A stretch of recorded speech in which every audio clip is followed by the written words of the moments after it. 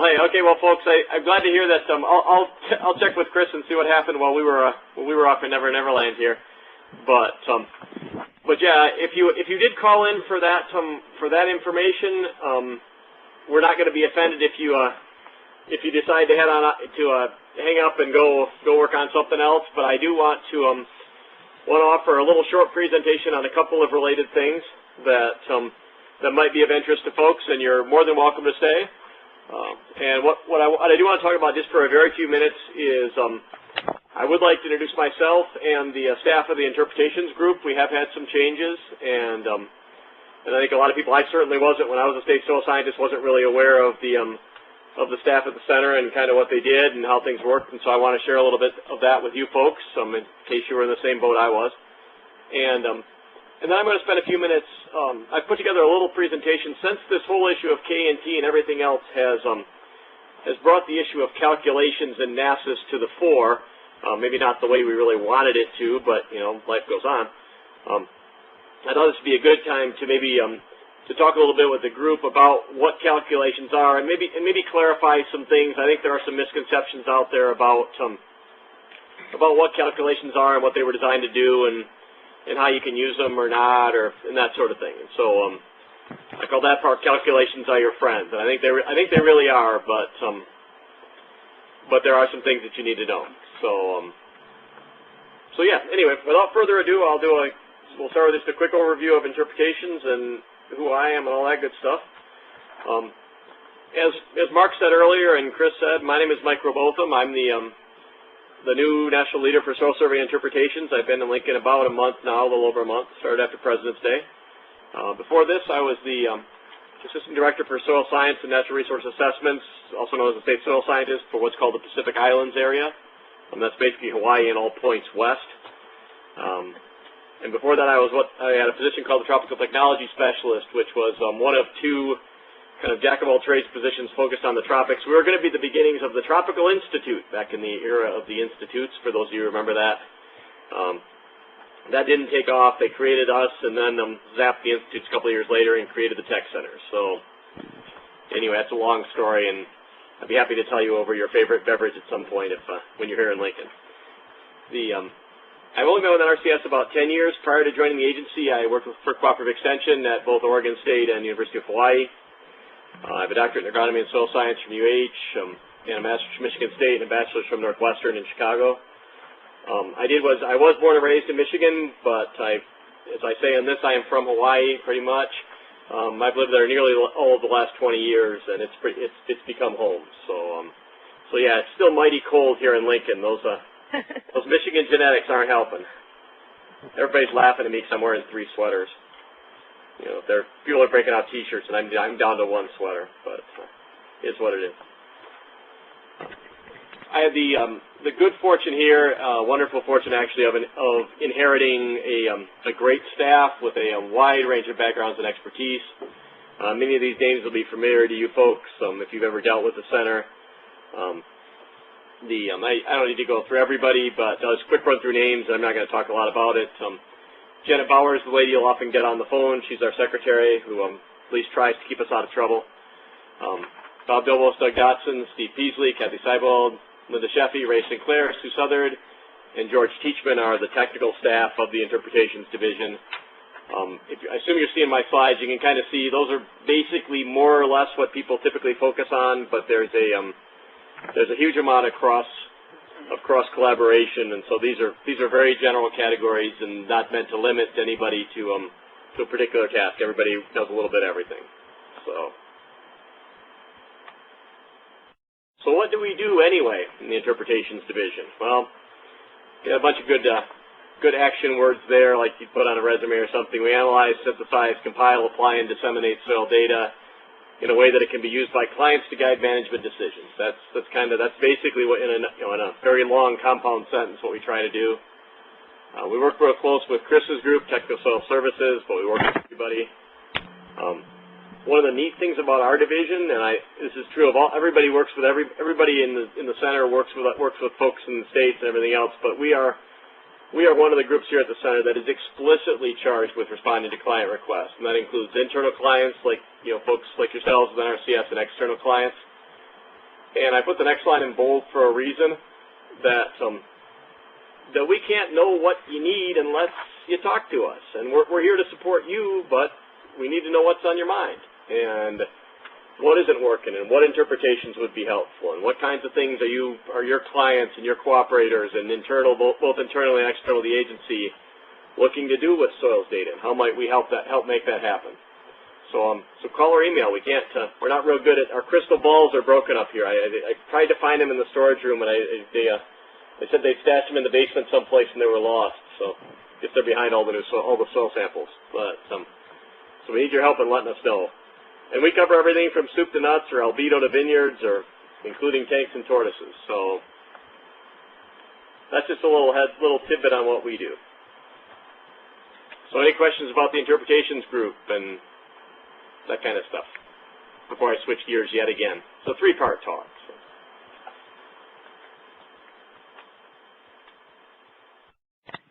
Okay, hearing none, and hoping I can still be heard. Could somebody just at least say you're still hearing us out there? We're a little spooked after last time. We're still here. Hey, thanks. After that first time, we're a little spooked on this end, so yeah. What?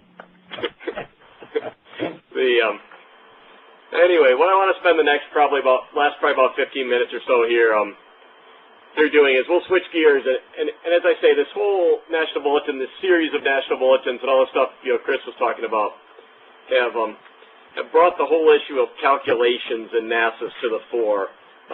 Like I say, perhaps not the way we really wanted to, but, life goes on. So I want to talk a little bit about calculations and pose a bunch of questions here. What are they? Why do they exist? And how can they help you? So we'll get right to it. So first thing, I said I was going to do this thing on calculations, so I walk over to Paul's desk and I say, Paul, where in the NSSH do I find the explicit definition of what a NASIS calculation is? And Paul says, well, Mike, there isn't one. And so, okay, well, so I got up online and went to Merriam-Webster Dictionary and looked up calculation, and it's a couple definitions up there. First off, the definition of calculation is not really useful because it refers to calculating and runs you in this big circle. But to calculate, interestingly enough, has kind of two definitions that are both related. One is to determine by a mathematical process, or to reckon by exercise of practical judgment. So, if you pull those two things together, a calculation in NASIS is an automated mathematical process. And by mathematical, we don't mean necessarily arithmetic. Logical or arithmetic, or a combination of both, process that uses data and mathematical or logical relationships to determine something else. That's all it is. In a very general sense, you're taking some information, you're processing it in a logical way to determine some other information. Nothing more than that. Oops. Okay, there it goes. Okay, so I logged on to NASIS and found that there are currently 36 calculations listed, and you can probably not read them on the left side of your screen up there. That type's awful small, but I was trying to do a screen capture out of NASIS. As you can see, or maybe can see, that they operate on a variety of tables and on a number of different types of data. So we've got calculations that operate at the component table level, the ecological site level, the horizon level, the map unit level. They include names, numbers, and then what isn't on this list are those calculations from the bulletin, or at least some of them, and others that are under development. That includes P and K, so you don't see those over on the left, and other things that are kind of in the pipeline.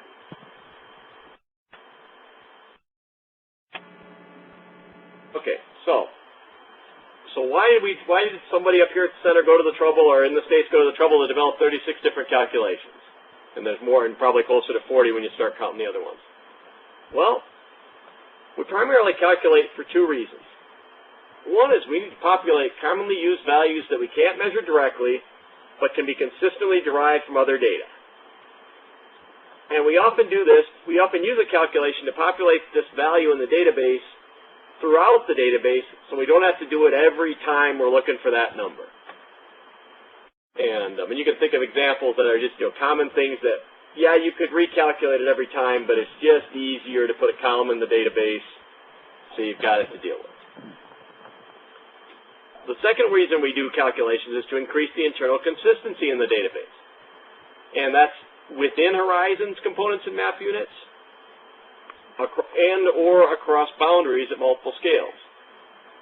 And basically what that amounts to is this last line, which is what we're trying to do with the calculation is we're trying to ensure that the same stuff has the same value of whatever it is we're interested in.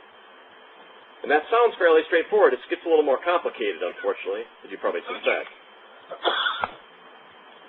So, I tried to put together with some help from folks here and, some calculation rules. And some things when you're using a calculation, some things you or your staff, depending on where you are in the organization listening to this, want to do when you see a calculation, or when you're using a calculation, or when you see a calculation has been used. The first thing you need to do is you need to verify the soil properties used by the calculation. And that's twofold. First off, you need to understand what the calculation needs, and you need to verify the quality of the data. So, do you have data needed at all, and is it any good?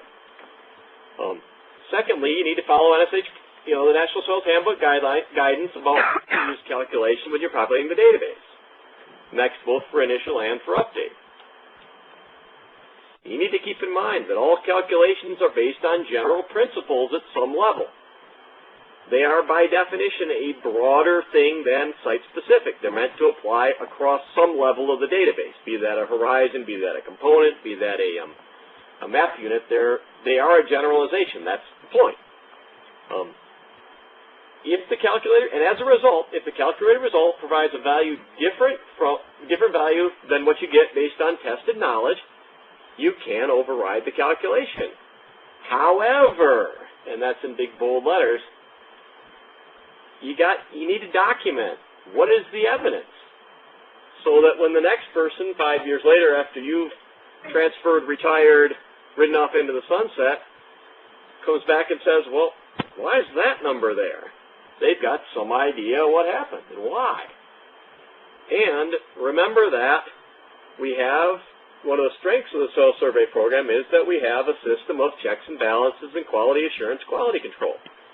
And so if you're going to change a calculation, you need to get that MO concurrence, and that's part of their quality assurance. That's not them being bad guys, that's them doing their job to assure the quality of the database. Calculation rules part 2. But before you jump into override, because all of us have that instinct that we run something, we do this calculation, and that number is way out in left field, and oh, geez, we're just going to override the number. That's wrong. We know better. We're just going to override it. Before you do that, what we ask is that you do two things. First and foremost, like it was on the first point of the last slide, check the data on which the calculation is based. And you might find something as simple as a typographical error. It was supposed to be 5, and somebody's finger slipped, and it's 55. Or supposed to be SL, and it's LS. Or there's all kinds of ways and simple typographical errors that can cause no end of trouble. And when you start looking, you go, oh, sheesh, that can't be right. So that's one. Check the data. And the second thing we ask you to do is contact the NSSC interpretations or database staff. And we ask that for two reasons. The biggest reason is that, well, two things. One is that, and these actually relate together. A lot of hard work, research, and testing has gone into the development of these calculations. These don't come out of the blue. People work hard for a long time to put these things together. They test them as best they can. But it's a big country. There's a lot of data in the database. There are a lot of circumstances out there. So we can't check up here at the center everything against everything. So, flipping back up to part A, I probably should have put these backwards, but you may be in a situation where you found a condition where the calculation doesn't apply or where something's else. And if you let us know, instead of just overriding, we may be able to incorporate that information into a revised calculation that will allow it to work, and you've just expanded the applicability of that calculation to a whole new set of circumstances, and pat yourself on the back for helping out the agency nationwide, instead of just taking in and jumping in and getting that override. Keep in mind that calculations are your friends. Not something to be worried about, not something to be scared of, but they're a friendly thing. In the ideal, they make things easier for you and your staff. They increase the internal consistency of the database, which is important to everybody. All of our users want consistent data, whether that's our internal users, whether that's ourselves, whether that's soil conservationists, whether that's state agronomists or whomever else. And all of our external customers are expecting us, and we've got an increasing group of external customers who are pushing our database in directions we never thought it would get pushed. And they're looking for internally consistent data. And the third reason the calculations are your friends, as we move into this MLRA update mode of soil survey, is that they can be a huge help in identifying data issues. Because it's the same soil. We talked about that calculation is the same stuff, has the same answer. Well, if the same soil on the landscape is yielding very different answers, that should be a red flag that indicates there's something up with the data. And it's something to go look at. And it becomes an MLRA update project. It becomes something for you to work on. Okay. And thanks to some help from Paul, some last-minute help from Paul, I even have an example of that. So this is the Lexington soil in Tennessee. And what I want to point out, this is a hard slide to read, I realize, so if you can squint a little bit, but the point is that the graph here on your left shows the Lexington soil, and in some places you'll see that the T under the calculation, based on the difference between what's populated now and what's calculated, has a difference of 2 where the red dots are, and a difference of 1 where the green dots are. Now, if you go over here to this table, and again, it's really hard to read in this, and I apologize for that. It's like chuckling at Paul, because we couldn't get it. We didn't get this blown up a little bit. But what you'll notice is if you look at this table at some detail, and I'm not going to dive into it, this soil has a sandy layer at depth, and that's what's driving the differences in T. And what you'll notice is that all the data here, clay, moist bulk density, KSAT, all this other data is basically exactly the same. What's different are these depths. And again, this is all in theory the same stuff, but it has different depths to that sandy horizon. So that begs the question for an update project of, is it really all the same stuff?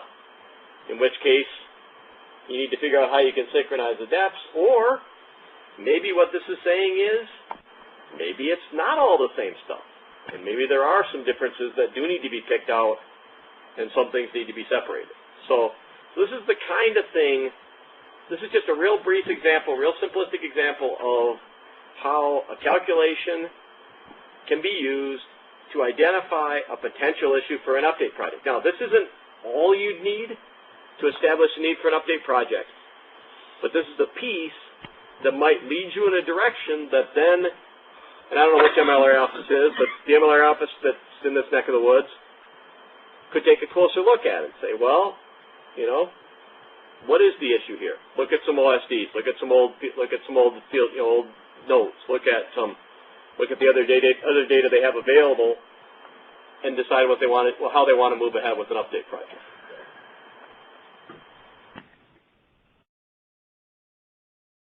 So, when I promise you this will be short and sweet, what's the take-home message from all this? The big message is that calculations are your friends and are designed to assist in the population of data. Just because you use the calculation doesn't mean you aren't responsible for what those values are. If you use a calculation, you still need to go back and look at those results and make sure those results make sense. Calculations can be a valuable tool, as we've just tried to illustrate in the previous slide, to inform MLRA-based evaluations and planning. When you use them as they're designed, they can make your work easier while improving database accuracy and consistency. So it's a double whammy. It's easier for you, and it helps out overall. And if a calculation isn't working for you, we ask you to follow the 3 steps below that, 3 steps at the bottom there. The first one is check your data. And those of you who've got any experience in the computer business and everything else, remember the acronym GIGO, that your output's only as good as your input. And so first thing to do is check your input data. If that's making sense to you, ask for assistance. I put up the interpretation staff on the board. There's also the great database staff here at the center. Ask for assistance because that's what we're here for. And then, once you've done that, then if you need to, you override with locally specific values, supported by documentation, and concurred by the MO. So, for those who know me and are chuckling that I'm done in a short amount of time, I'm actually done. So I have to put my obligatory tropical picture in, but I'd be happy to take any questions, and thanks again for tuning in.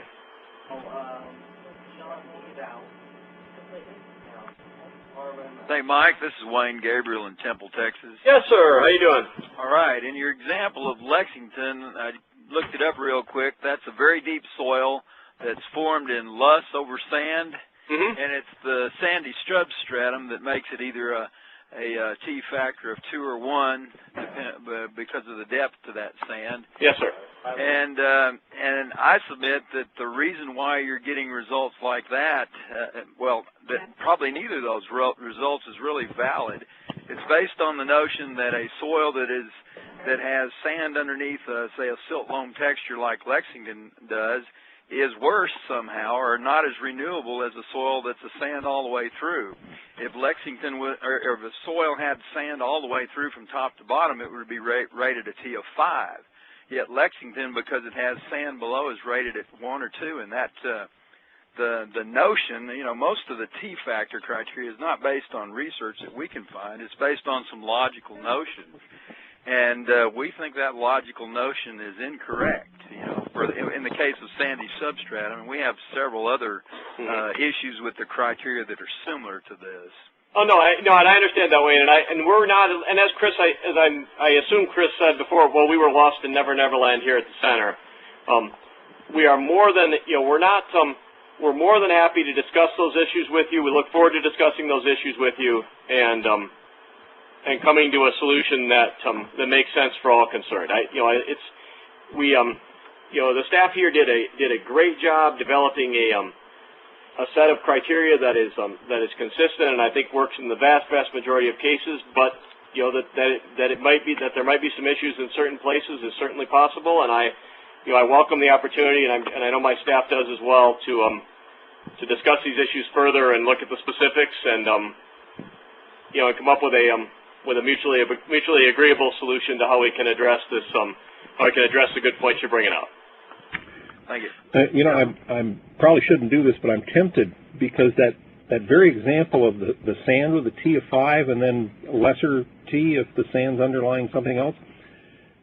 Stan Buell and I actually had that very discussion back in about 1984. And in the case of the sand, the deep sand, with a T of 5, that's as good as that soil ever will be. And so you erode it down and, you can handle a T of 5. But if you have, let's say, a loamy or a fine silty, whatever it might be, over the sand, as you lose the better material and presumably the higher clay holding more organic matter, more CEC, more AWC, et cetera, as you lose that, then you're working yourself down to a less favorable material. And so it's relative to the soil's original ability in a way. So, yeah, we need to have these discussions.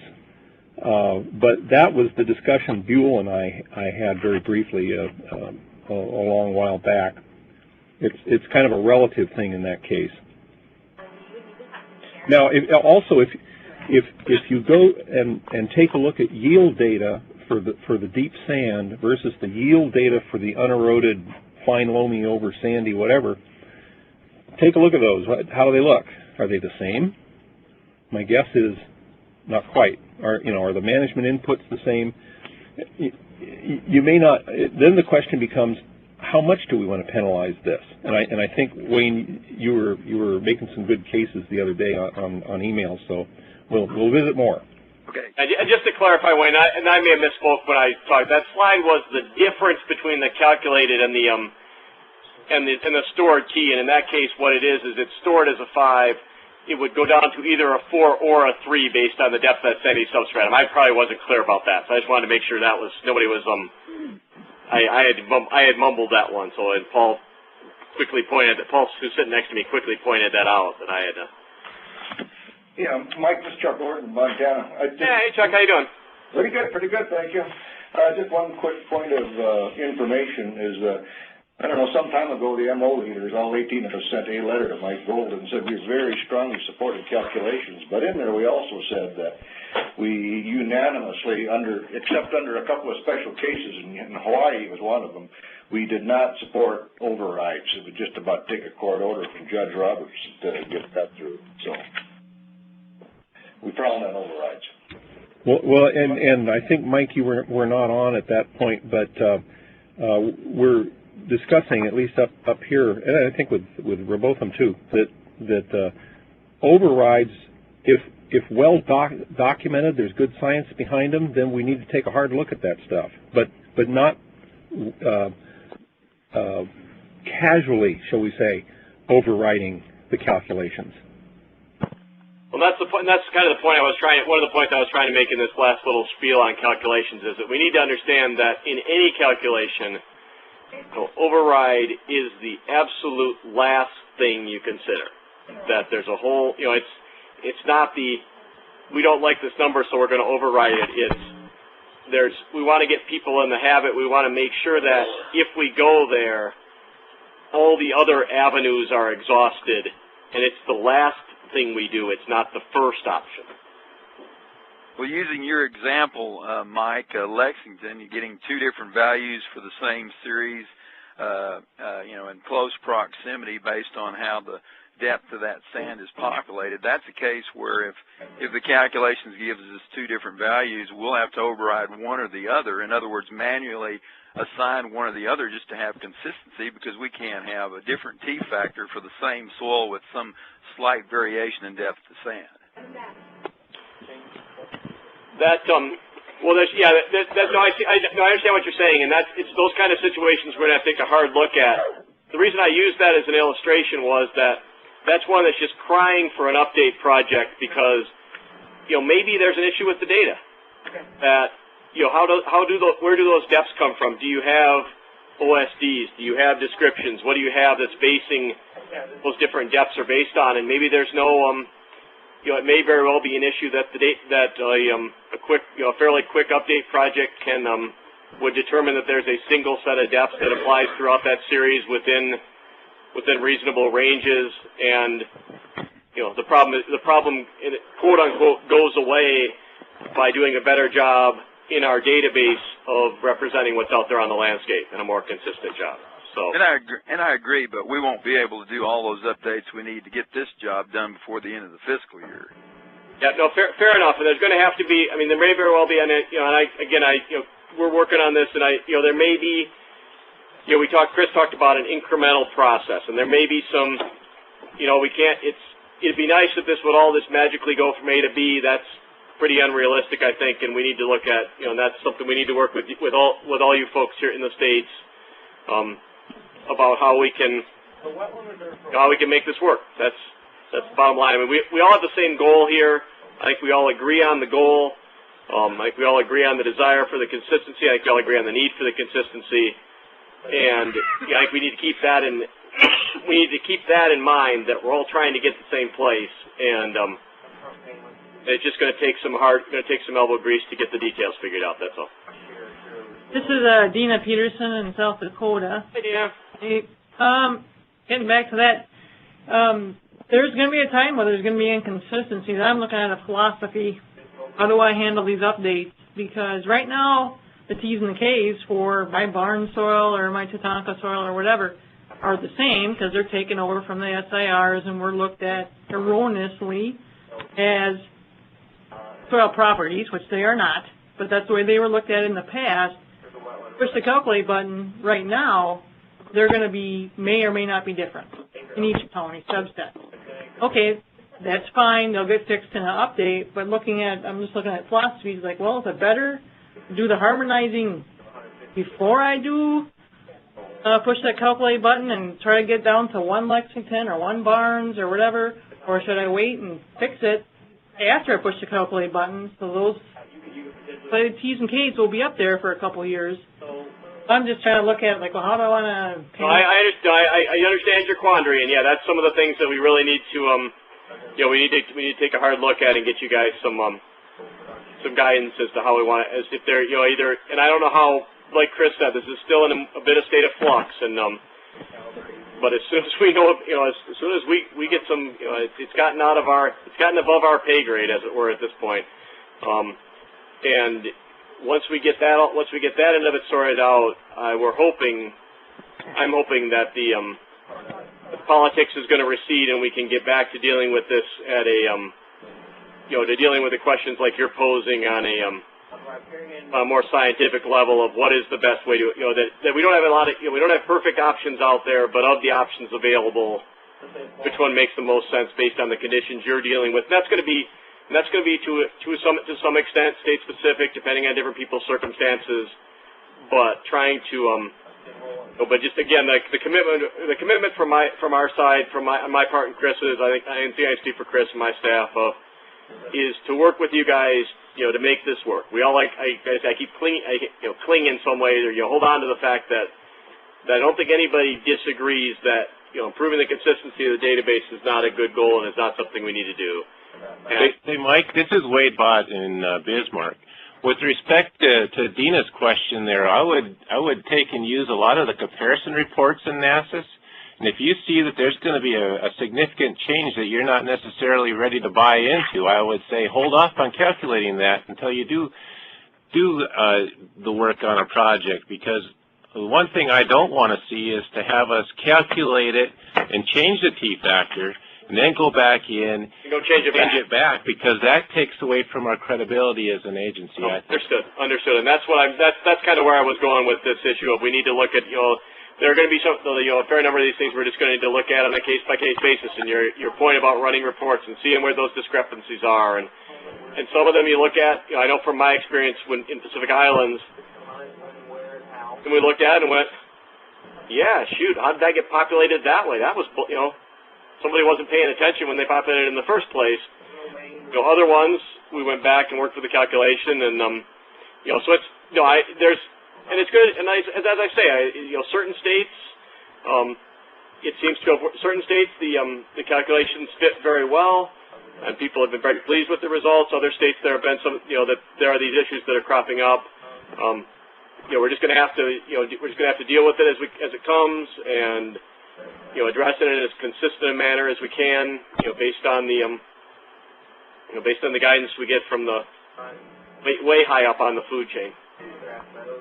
A lot of our work focuses on migratory water birds, and there are other wildlife that definitely benefit from our work. Any other questions? As far as that goes.